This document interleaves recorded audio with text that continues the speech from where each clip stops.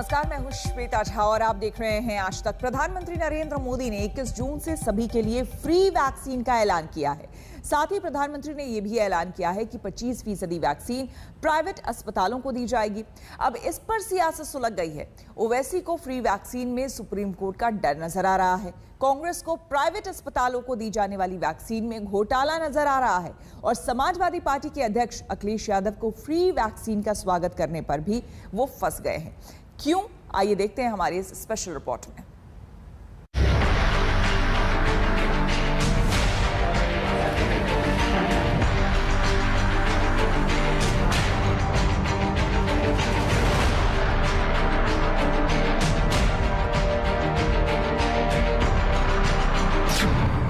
Vaccine को लेकर देश में सियासत सुलग उठी है।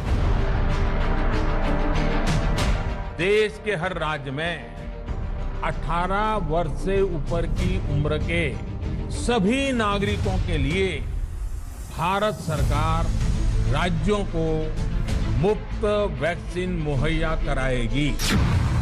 मोदी के एक ऐलान से पॉलिटिकल युद्ध छिड़ गया है। कुल वैक्सीन उत्पादन का 75% हिस्सा भारत सरकार खुद ही खरीद कर राज्य सरकारों को मुफ्त देगी। देश में बन रही वैक्सीन में से 25% प्राइवेट सेक्टर के अस्पताल सीधे ले पाए, ये व्यवस्था जारी रहेगी। प्रधानमंत्री ने न सिर्फ अपना वक्त खराब किया बल्कि देश की तमाम जनता जो उनको बड़ा टीवी पर देख रही थी कि कुछ बोलेंगे, उन्होंने सबका वक्त खराब किया है। देश के प्रधानमंत्री ने आज अपनी वैक्सीनेशन पॉलिसी में यू टर्न लेना पड़ा। इसलिए लेना पड़ा क्योंकि सुप्रीम कोर्ट ने उन पर यह ऑब्जर्वेशन किया कि मोदी सरकार की वैक्सीनेशन पॉलिसी आर्बिट्री है, डिस्क्रिमिनेटरी है। तो सुप्रीम कोर्ट को जवाब देने से पहले प्रधानमंत्री देश से सामने आकर सुप्रीम कोर्ट के ऑब्जर्वेशन की रोशनी में अपने वैक्सीनेशन पॉलिसी को उनको यू टर्न लेना पड़ा।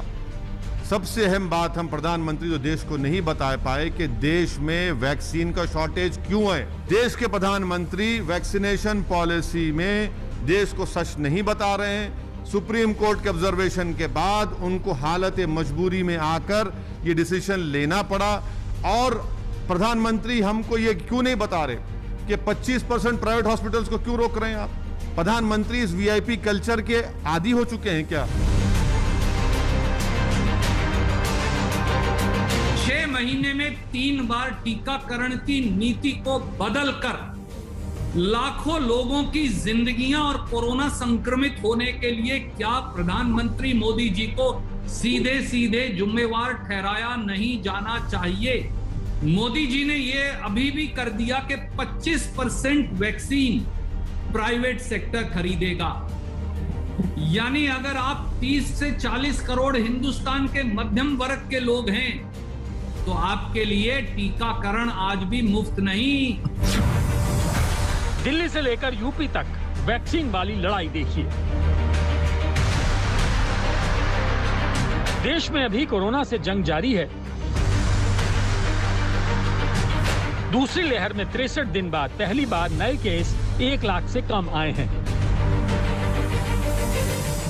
अब देश में सियासी युद्ध शुरू हो गया है। जी हां, प्रधानमंत्री मोदी ने जैसे ही ये ऐलान किया कि देश में वैक्सीन फ्री मिलेगी, इसमें राजनीति की घुसपैठ हो गई। बाल की खाल निकालने वाले नेता फ्री वैक्सीन पर कैसे भिड़े हुए हैं, वो आपको दिखाते हैं। सियासत मुलायम सिंह यादव की इस तस्वीर से शुरू होती है। नेताजी ने सोमवार को वैक्सीन लगवाई, लेकिन इस वैक्सीनेशन के बाद पहले सोशल मीडिया पर तूफान आया, फिर सियासी गलियारों में। अखिलेश ने तूफान थामने के लिए कहा कि वो भारत सरकार के फ्री टीके का स्वागत करते हैं। वो खुद भी टीका लगवाएंगे और लोगों को भी वैक्सीन के लिए प्रेरित करेंगे। यह बीजेपी ने अखिलेश को घेर लिया। अब बीजेपी ने अखिलेश को क्यों घेरा, तो आपको अखिलेश का पुराना बयान सुनकर ठीक से समझ में आएगा। देखिए, मैं तो नहीं लगवाऊंगा अभी वैक्सीन। मैंने अपनी बात कह दी और वो भी बीजेपी लगाएगी, उसका भरोसा करूंगा मैं? अरे जाओ भाई, अरे अपनी सरकार आएगी, सबको फ्री वैक्सीन लगेगी। हम बीजेपी का वैक्सीन नहीं लगवा सकते। जनाक्रोश को देखते हुए आखिरकार सरकार ने कोरोना के टीके के राजनीतिकरण की जगह ये घोषणा करी कि वो टीके लगवाएगी। हम भाजपा के टीके के खिलाफ थे, पर भारत सरकार के टीके का स्वागत करते हुए हम भी टीका लगवाएंगे। वो टीके की कमी से जो लोग लगवा नहीं सके थे, उनसे भी लगवाने की अपील करते हैं। इसके बाद बीजेपी भड़कती है और अखिलेश को कहती है कि ये तो थूक कर चाटने वाली बात हो गई। अखिलेश यादव भ्रमित और स्वार्थ की राजनीति करते हैं। जो व्यक्ति इस प्रकार की राजनीति करता है तो उसको थूक के चाटना भी पड़ता है, और अखिलेश यादव जी ने यही किया है। पहले तो आपने कहा ये भाजपा की है, फिर आज आप कहते हो भारत की वैक्सीन। अरे भाजपा का कोई लेबल लग के बिक रहा था, ये एडवर्टीजमेंट चल रहा था, आज आप उसको फिर आज लगवाने की बात करते हो तो आप थूक के चाट रहे हो। लेकिन इसके साथ आपने जघन अपराध भी किया है। आपने 2 मिनट के लिए छोड़ दें उत्तर प्रदेश की जनता, अरे आपके कार्यकर्ता तो उत्तर प्रदेश में है, उनका परिवार तो उत्तर प्रदेश में है, आपने उनको भी भ्रमित किया। आपने राजनीति, अपने स्वार्थ की राजनीति के चक्कर में उनको भी लगाने नहीं दिया। हम समाजवादी लोग हमेशा से टीका पे राजनीतिकरण का विरोध करते हैं। भारतीय जनता पार्टी टीका पे राजनीतिकरण कर रही थी, वो हर जगह उसके प्राइस अलग अलग कर दिए। कमाल है भाई, और ऐसा दर्शा रही थी जैसे टीका भारतीय जनता पार्टी ने बनाया हो। ये टीका हमारे देश के वैज्ञानिकों ने बनाया है, ये हिंदुस्तान का टीका है। भारतीय जनता पार्टी इसको ऐसे दर्शाती जैसे लगता है भारतीय जनता पार्टी ने बना दिया हो। ये वैज्ञानिकों का है, हम हिंदुस्तान के वैज्ञानिकों का सम्मान करते हैं। मेरी दूसरी मांग थी कि टीका फ्री में लगना चाहिए पूरे हिंदुस्तान को। आज हमारी मांग को सरकार ने माना है और फ्री में टीका हिंदुस्तान को लग रहा है, तो समाजवादी भी लगवा रहे हैं। एक तरफ तो समाजवादी पार्टी है, दूसरी तरफ वैक्सीन फ्री करने और प्राइवेट अस्पतालों को 25% वैक्सीन देने पर कांग्रेस ने प्रधानमंत्री मोदी को घेरना शुरू कर दिया। राहुल गांधी ने सवाल किया, एक साधारण सवाल, अगर वैक्सीन सबके लिए फ्री है तो निजी अस्पतालों में कीमत क्यों देनी होगी? प्रधानमंत्री ने ऐलान किया है कि 25% वैक्सीन प्राइवेट हॉस्पिटल्स और प्राइवेट सेक्टर को दी जाएंगी। अगर 100 करोड़ लोगों की वैक्सीन देश में लगनी है तो 25 करोड़ लोगों के लिए प्राइवेट हॉस्पिटल्स में इंतजाम होगा। जिस देश के अंदर 6 करोड़ लोग इनकम टैक्स रिटर्न्स फाइल करते हों और 1.5 करोड़ लोग सिर्फ इनकम टैक्स देते हों, वहाँ 25 करोड़ लोगों के लिए पैसा देकर वैक्सीन लगवानी पड़ेगी। प्रधानमंत्री जी, क्या इसके अंदर कोई घोटाला नहीं है? मेरी इत्तला है कि इसके अंदर बड़ा घोटाला है। बड़े हॉस्पिटल से बड़ा पैसा लिया गया। मैं पूरी जिम्मेदारी के साथ ये बात कह रहा हूं ताकि वो मुनाफा कमा सके। इसकी जुडिशियल इंक्वायरी होनी चाहिए कि इस तरीके का फैसला प्रधानमंत्री ने क्यों किया है। ये जो डर्टी डीइंग डिपार्टमेंट है, इस डर्टी डीइंग डिपार्टमेंट का एक ही काम है, क्रिटिसाइज करो, कंडेम करो और क्वेश्चन करो। और इस क्रिटिसाइज करना, कंडेम करना, क्वेश्चन करना, ये जो पूरे के पूरा इनका एक डर्टी डीइंग डिपार्टमेंट का जो एक जन्म सिद्ध उनको अधिकार दिखता है। क्यों नहीं किया, फिर कहेंगे क्यों किया। तो ये कब, क्यों और कहाँ की जो कहानी है ये अपने तक रखें। क्या ये चाहते हैं कि लोगों को फ्री वैक्सीनेशन ना हो? क्या ये चाहते हैं क्या कि जो गरीबों को, कमजोर तबकों को फ्री राशन दिया जा रहा है पिछले 1 साल से, वो बंद कर दिया जाए? क्या चाहते हैं ये? प्रधानमंत्री मोदी ने जैसे ही फ्री वैक्सीन का मास्टर स्ट्रोक खेला, विपक्ष ने उसमें तुरंत खोट निकालकर वार करना शुरू कर दिया। लखनऊ से शिवेंद्र श्रीवास्तव के साथ आज तक ब्यूरो। 22 मरीजों की जान लेने के आरोप में आगरा का एक अस्पताल घिर गया है। दावा है कि इस अस्पताल में 5 मिनट ऑक्सीजन बंद करने की ऐसी जानलेवा मॉक ड्रिल हुई जिसने 22 जिंदगियों की सांसें थाम ली। लेकिन हम कहते हैं कि अगर ये आरोप सच्चे हैं तो आगरा के श्री पारस अस्पताल में सिर्फ 22 मरीज नहीं मारे गए, बल्कि हजारों आम लोगों का अस्पतालों पर भरोसा भी मारा गया है। मार दो दोपहर में, एक मॉक ड्रिल करके देख लो, समझ जाएंगे कौन सा मरेगा कौन सा नहीं मरेगा। सही बात है। क्या आगरा के श्री पारस अस्पताल में मौत बांटने की मॉक ड्रिल की गई थी? मॉक ड्रिल करी हमने सुबह 7 बजे, ये किसी पता नहीं है, ये मॉक ड्रिल कराई, सुन करके सबके, फिर चले गए 22 मरीज। तुरंत खोल दिए गए। क्या अप्रैल में ऑक्सीजन संकट के दौरान ऑक्सीजन की मॉक ड्रिल से 22 मरीजों की जिंदगी पारस अस्पताल में छाट दी गई?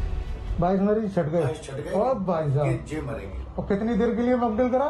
5 मिनट के 5 मिनट में 22 मरीज मॉक ड्रिल। ओए क्या मरीजों को बचाने की जगह ऑक्सीजन कम पड़ने पर मारने की मॉक ड्रिल की गई? बोले बॉस आप समझाओ, डिस्चार्ज करना शुरू करो, ऑक्सीजन कहीं नहीं है। मुख्यमंत्री नहीं मंगा सकता ऑक्सीजन, आपको बता दूं सिचुएशन। मोदी नगर ड्राई हो गया, आज हाथ दर्द हुए और मेरा 12 घंटे का समय, या तो दिसंबर जाएंगे या नवंबर कर दो। दिमाग बिल्कुल खत्म, क्या करना है रास्ता दिखाएंगे। यह है आगरा का वो श्री पारस अस्पताल जिस पर वायरल वीडियो के आधार पर आरोप है कि अप्रैल के आखिरी हफ्ते में ऑक्सीजन की किल्लत के वक्त मरीजों को बचाने की जगह 5 मिनट तक ऑक्सीजन बंद करने का वो कातिल रास्ता अपनाया गया, जिसे नाम दिया गया मॉक ड्रिल। आरोप है इसी मॉक ड्रिल से 22 मरीजों के शरीर से जिंदगी बचाने वाली ऑक्सीजन छाट दी गई। सुन कर दी सबकी, फिर चढ़ गए 22 मरीज, तुरंत खोल दिए गए। 22 मरीज छट गए और भाई साहब जे मरेंगे। और कितनी देर के लिए मॉक ड्रिल करा? 5 मिनट के। आगरा के पारस हॉस्पिटल के मालिक का वीडियो वायरल होने के बाद प्रशासन ने इस अस्पताल को सील करने का ऑर्डर दे दिया है। ये वही अस्पताल है जिसके मालिक अरिंजय जैन का एक वीडियो वायरल हो चुका है, जिसमें कि वो कह रहे हैं कि ऑक्सीजन की सप्लाई कम हो गई थी और मॉक ड्रिल के दौरान करीब 22 मरीजों की जानें गई थी। वायरल वीडियो के आधार पर श्री पारस अस्पताल के आरोपी संचालक डॉक्टर अरिंजय जैन खुद को क्लीन चिट देते हैं इस दावे के साथ कि अप्रैल के आखिरी हफ्ते में जब मरीजों के मरने का दावा है, वो दावा झूठा है। ऑक्सीजन बंद करने का कोई मॉक ड्रिल नहीं हुआ है। ऑक्सीजन की मिनिमम नीड कैलकुलेट करने के लिए असेसमेंट हुआ, जिसका नाम मॉक ड्रिल बोला गया है। पूरे उत्तर प्रदेश में जब श्री पारस अस्पताल के भीतर मरीजों की जान ऑक्सीजन बंद करके लेने के आरोपों पर हलचल मची तो अधिकारी दौड़ पड़े, जांच शुरू की और पहली नजर में ऑक्सीजन बंद होने से 22 मरीजों की मौत के दावे को खारिज किया जाने लगा। फैक्ट है कि साहब जो 22 लोगों की डेथ की बात जो आ रही है वह पूर्णतः गलत है। उस दिन श्री पारस हॉस्पिटल में ऑक्सीजन की कमी के कारण कोई डेथ संज्ञान में नहीं आई है। अस्पताल संचालक कहते हैं कि ऑक्सीजन बंद करने से मौत नहीं हुई। डीएम कहते हैं कि ऑक्सीजन की कमी से 22 लोगों की डेथ नहीं हुई। देखिए इस क्लीन चिट को जो आगरा प्रशासन की तरफ से दे दी गई, जिसमें बोल्ड और अंडरलाइन करके लिखा गया है कि अप्रैल के आखिरी हफ्ते में 26-27 तारीख को ऑक्सीजन की कमी के कारण श्री पारस अस्पताल में कोई मौत नहीं हुई। लेकिन अब इस चिट्ठी का सच देखिए। 27 अप्रैल को आज तक संवाददाता आशुतोष मिश्रा आगरा के इसी श्री पारस अस्पताल से रिपोर्ट कर रहे थे। यहाँ तब मरीजों में अफरा तफरी दिख रही थी और अस्पताल के कुछ डॉक्टर ही कुछ मरीजों की मौत की वजह ऑक्सीजन की कमी बता रहे थे। पिछले 48 घंटे में कितने लोगों की डेथ हुई है ऑक्सीजन की क्राइसिस से? अभी तो फिलहाल 7-8 लोग हैं। उनकी डेथ हो गई ऑक्सीजन क्राइसिस से? हाँ। और ये आपने एडमिनिस्ट्रेशन को बता दिया है? हाँ। वायरल वीडियो जिसकी पुष्टि आज तक अभी नहीं करता, उसमें एक और बात को ध्यान से सुनिएगा। नीले पड़ने लगे। ओहो 22 की मॉक ड्रिल में 22 चढ़ गए। चलो जी बच्चे 74 बच्चे। आज तक कुछ वो परिजन मिले जिनके 2 लोगों ने इसी श्री पारस अस्पताल में जान गंवाई, जिनसे ऑक्सीजन सिलेंडर अस्पताल ने खुद लाने को कहा था। हर दर्जे की जो लापरवाही इन्होंने की है डॉक्टर ने, वो लापरवाही इतनी लापरवाही है कि मैं उसको शब्दों में बयान नहीं कर सकता। तो अब सीधा सा सवाल ये कि ऑक्सीजन के नाम पर अपनी फंसती गर्दन तुरंत बचाने से ज्यादा जरूरी क्या ये नहीं कि एक निष्पक्ष जांच कर मौत की मॉक ड्रिल का सच पता चले? अगर वो रिपोर्ट में स्पष्ट आ जाता है कि इनने इस तरह का लापरवाही किया है जिसमें काफ़ी संख्या में लोगों की मृत्यु हुई, तो बिल्कुल वो सारी धाराएं लगेंगी जो इसके लिए है बने हुए हैं। जरूरी है कि श्री पारस अस्पताल में मृत मरीजों के परिजनों से प्रशासन निष्पक्ष बात करे और तय समय में जांच करे कि आखिर ऑक्सीजन बंद करने की कथित मॉक ड्रिल से मरीजों की मौत हुई या बीमारी ने मरीजों की जान ली। अभिषेक आनंद, आगरा, आज तक। मेहुल चौकसी खुद को हनी ट्रैप का शिकार बता रहा है, लेकिन उसके डोमिनिका पहुंचने के मामले में जिस महिला का नाम सामने आ रहा है उसने मेहुल के इन आरोपों को नकारा है। आज तक ने बारबरा जराबिका नाम की इस महिला से बात की है। बारबरा ने मेहुल चौकसी से अपने रिश्तों का पूरा सिलसिला हमें बताया है। बारबरा के मुताबिक मेहुल चौकसी ने उसे डेट करने के लिए अपना फर्जी नाम बताया था, जबकि वो उससे खुलेआम मिलती थी।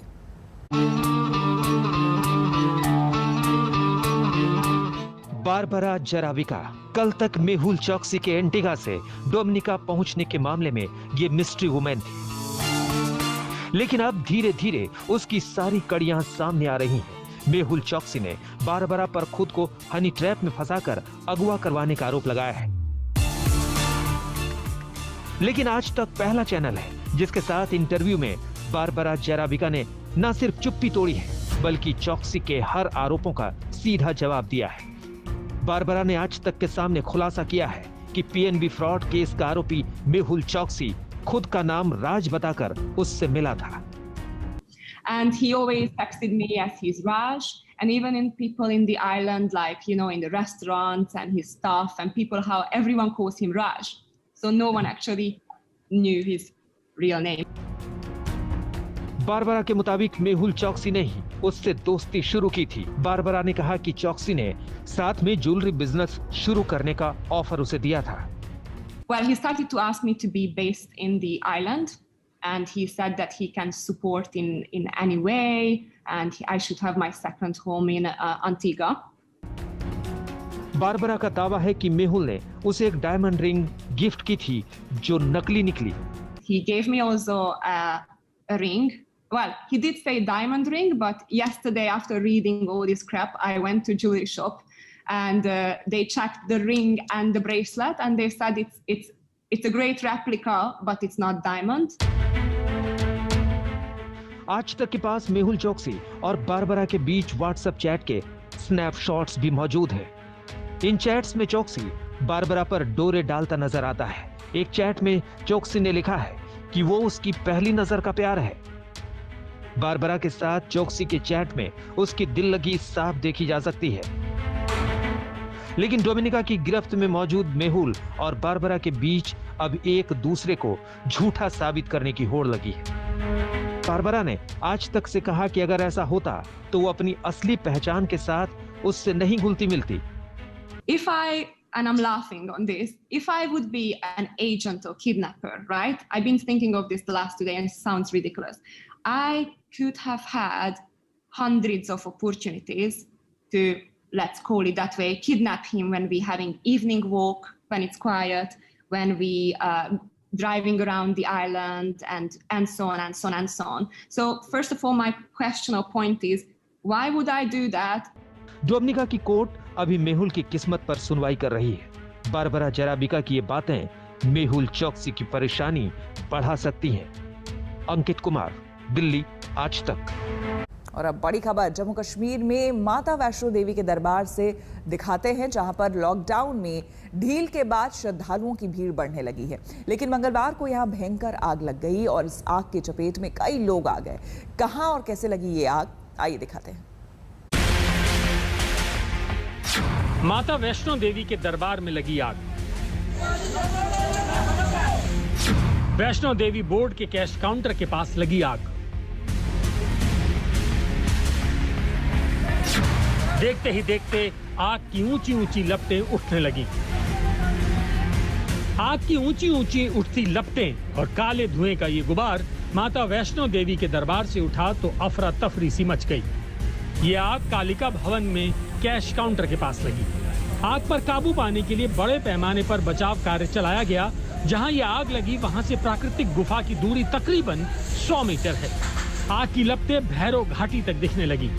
हम आपको बता दें कि कोरोना संक्रमण के केस कम होने और लॉकडाउन में ढील के बाद माता वैष्णो देवी के दरबार में हाजिरी लगाने वाले श्रद्धालुओं की संख्या बढ़ने लगी है।